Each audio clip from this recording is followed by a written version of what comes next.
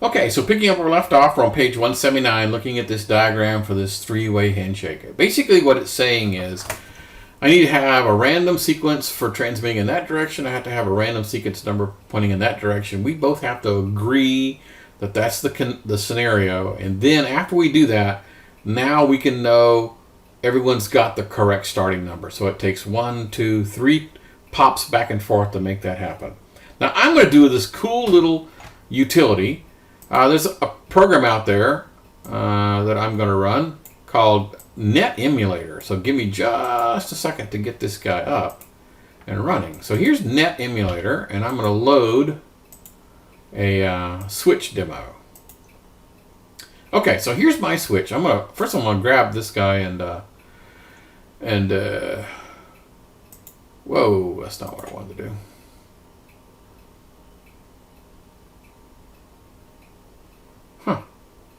Oh, here we go. Sorry. Okay. So here's what I have. I've got 4 machines hooked up to a switch. And what I'm going to do is I'm going to send a TCP packet from Bob down to Alice. And we're going to watch to see what it actually does while we do this. So I'm going to grab this little doodad here that says send data. And I'm going to say Bob is the one who's going to be sending it. I'm going to use TCP, and I'm going to use 50K. Okay, just for the heck of it. And then it's going to ask me, who am I sending it to? I'm going to send it to Alice.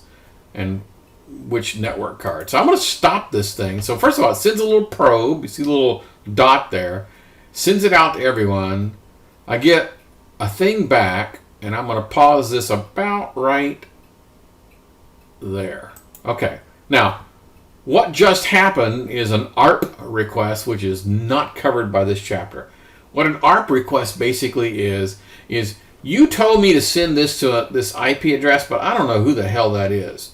So an ARP request is a broadcast that sends to everyone that says, who the heck is 10.10.0.4? And so it sends it to everybody. Alice is the one that says, oh, that's me. And now, so that part's not covered by this chapter. So picking up where I left off, let's continue. So now what's going to happen is it's going to start that handshake. It's going to send these guys, and now Alice is going to send the handshake back, and we're going to stop this guy. Okay, so let's see what happened. So Alice received a packet of type TCP. So it's an Ethernet frame, so here's my Ethernet number as an IP packet, and it's a TCP datagram on a particular port, and it's basically telling me my initial sequence number is 579. And then this guy basically says, I'm going to send you back the fact that I know I'm acknowledging your initial number and sending you back my number. And you should be able to respond back with, thank you very much. Okay, so I'm going to continue here. And then it's going to send all this data down to Alice. And those are my data packets, okay? And then the very last one is this little note that comes back, okay? Because remember, I'm using a sliding window here. Okay, I'm going to stop this. So let's look at this guy. What this guy basically says is I've got an IP packet, I've got a TCP packet, and what I'm basically saying is I'm done. I have my initial sequence number is 0, and I'm ACKing the entire blessed thing, whatever that random number was, which I don't remember, plus all the data. And so basically I'm sending back, thank you, I've got it all. So the sliding window didn't require but one return path coming back from Alice saying thank you. Okay? Luckily in this emulation, nothing went wrong. So that's kind of cool. One more time. TCP had to send a note saying, here's my sequence number. Is that okay? And it says, fine. Here's mine. Is that okay? Then it sends the first bunch of packets.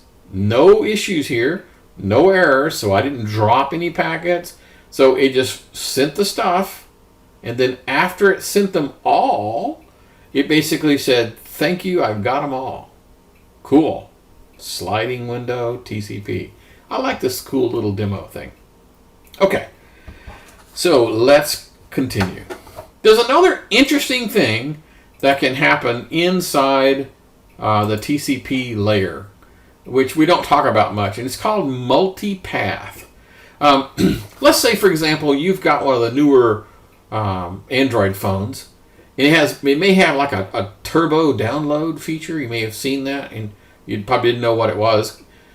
What it means is I could be using both the Wi-Fi and my cellular minutes simultaneously to pull down a file. In other words, using Wi-Fi alone, it might take 5 minutes. Using cell phone, it might take 5 minutes. But if I bond the two of those together, I can get that same file down in 2.5 minutes. So, bonding of different channels. So, if my machine has 2 Ethernet cards, I could have 2 cables coming out of my machine and going to some switch someplace. And then I could tell it to bond those cables together, so I essentially get, instead of gig E coming to my machine, I get 2 times gig E stuff coming to my machine. And the part of the TCP IP stack that does the bonding, TCP, because that connection thing that took place, it's really the guy that does the bonding. Okay, we're not really going to be doing multipath in this class, but I just wanted to explain that it's one of the weird things that you can do. All right, let's talk about the TCP header itself. It's one of those unusual ones. If you've seen like the layer 3, you don't necessarily know exactly how big the header is because of some optional stuff. Well, they have another one of these things like that. So port number, okay, that destination and source, what my sequence number is, my acknowledgement number, the data offset. And the reason why you need data offset is I don't absolutely, it's because I have an option section here, I don't absolutely know how big this header is. Option means I can put anything I want in there. Okay? It's perfectly legitimate for me to put a tiny piece, whatever, and the padding, of course, makes it come out to a 32-bit alignment here. So the data, the interesting parts, we're not going to go into, I'm not going to test you for, what's at bit 4, okay? But the interesting parts behind this are the data offset. Why? Why do we have a data offset? Because I don't know how big this thing is. So I need to tell you where this guy ends, okay? The other one is the control bits. And these are the control bits. This is where you tell it sync, finish, acknowledge. This is how you send stuff back. So when I send the thing back, I'm going to do an acknowledge for a sequence number and a acknowledge number. I'm going to send you stuff back saying, hey, remember this conversation we had for this port and that destination port? Here's the sequence, here's the acknowledge. So basically, I just turn these little things on, so to speak, like light switches, turn them on or off, and send back basically a naked frame with no data. Because if I'm doing an acknowledge, I don't want to send you any data. I just want to send you just this frame. Cool? Remember that acts are cumulative, right? Okay, cool. Now, let's talk about this checksum thing. So a checksum is designed to make sure that nothing went wrong. Now, why do you suppose they didn't use like a CRC or something a little bit more complex? Because it's pretty easy to fool a checksum. One of the best examples of fooling a checksum is you transpose a number, or, instead of port number 42, it becomes port number 24. You just turn things around. The checksum would be exactly the same. So why do you figure that the header in IP and the header in TCP use a relatively weak and wimpy checksum?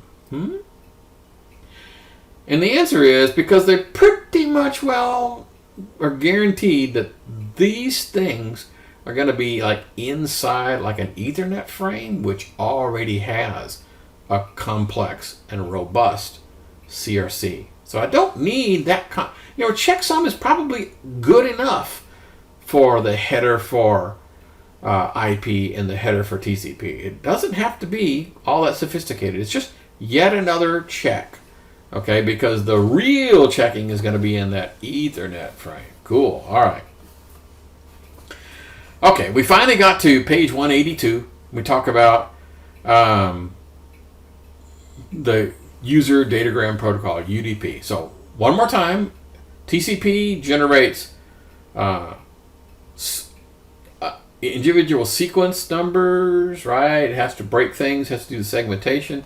It has to wait for an act, either with a stop and wait or a sliding window where you can say, I got them all, thanks. That's great. But there are scenarios where that's too intrusive.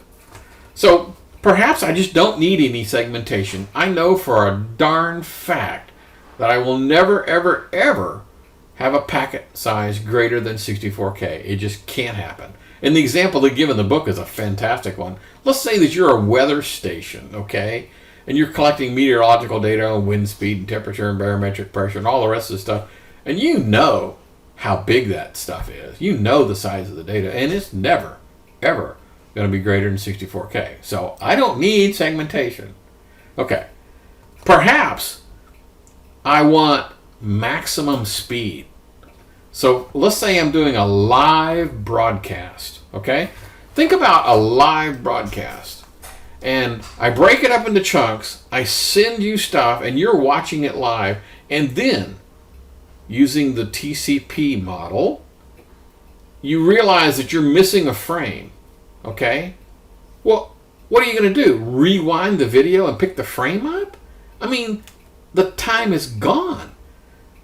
I really have no opportunity to stop the video, rewind a couple of frames, insert the missing frame, and then go forward. That just doesn't make any sense. So for live streaming video, it makes sense that if you're missing a frame, well, that's just too damn bad, and you're going to just keep going. So there are scenarios where I don't want reliability. Well, I want it, but I can't afford it, because reliability of going to get some missing packet is just not practical. So live video feed is an excellent example of where you'd want to use UDP.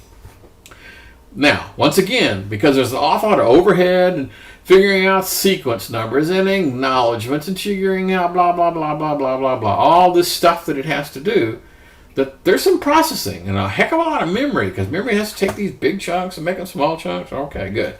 So UDP can get away with a lot more stuff. So here's what the silly thing looks like, and it ain't much to look at.